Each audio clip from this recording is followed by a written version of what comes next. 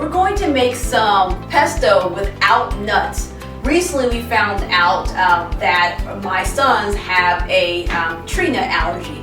And so to avoid any type of situations, we wanted to figure out how we can make pesto without the nuts. And actually it's pretty simple. Follow the recipe and don't include the nuts. It turns out just fine. So if you ever go to a restaurant and you have pizza and they put a pesto drizzle on it, a lot of times that doesn't have nuts in it. So that's essentially what we're going to make here. And it's very, very simple. This is not a measured recipe. I have my basil here that I harvested. Because it's getting cool and we're in the last days of summer, the basil is not all like bright green, but it will still taste good. So don't worry about if your leaves have a little bit of brown on it.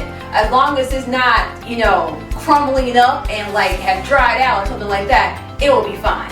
So all you really need for this is some olive oil, some garlic powder, and some Parmesan cheese.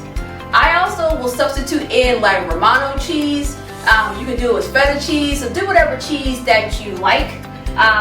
If you don't want to use garlic powder, you can put in garlic cloves and go through all that. Sometimes I just use garlic powder because it's quicker and I don't have to go through and peel in the garlic and dicing it up. And then olive oil. If you don't like olive oil, another good substitute is avocado oil or grapeseed oil. So I've made pesto using all of that. I particularly like olive oil. I just feel it gives it that real Mediterranean taste to it. So these are my go-to. So essentially I'm gonna put this all into the blender and blend. If it looks like the pesto isn't combining, then you add more oil. And if you end up with too much oil, you can just drain it off the top when you're done. So let's put these ingredients into the blender.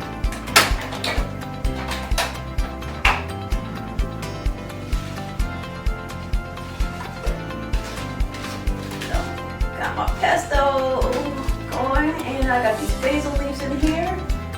I'll clean up the water later. Then I'm gonna shake it. So this is like how my grandmama taught me how to cook. So you're not gonna get any very specific ingredients. You're just gonna have to feel within your soul when you have enough. And some of us need several tries to get what's in our soul right, and that is okay. So if you taste it and you're like, oh, that's not what I expected it to be, that's okay. Next time, do it a little bit different. And I do like garlic, so I am putting a healthy amount of garlic. If you don't like that much garlic, don't put a healthy amount of garlic. Also, if you like it to be a little bit spicy, throw in some red pepper flakes. And I try to not put too much oil in at first because you just never know. So now it's time to blend.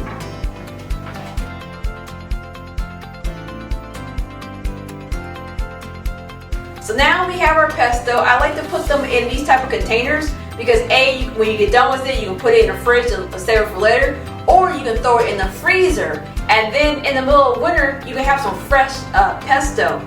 So it's really up to you what the consistency should be.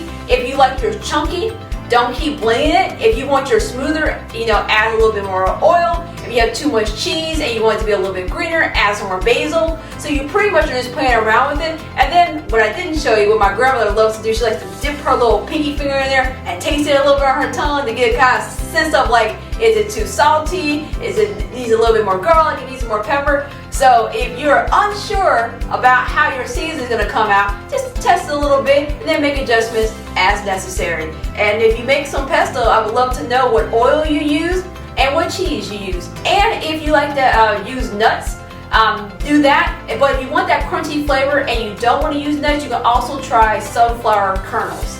That works just as well. But let me know what you did.